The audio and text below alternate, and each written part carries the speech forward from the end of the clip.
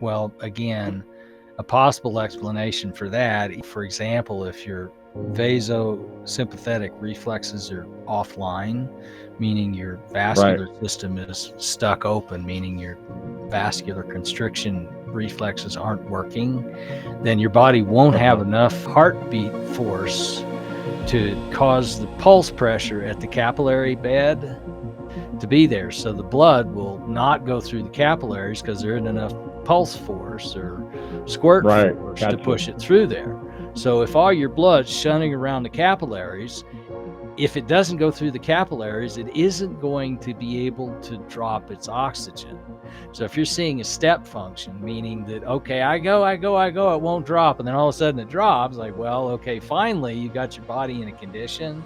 where you got enough pulse force where it's like you're at least pushing some through. Okay, but if the blood never goes through the capillaries, you will not desaturate,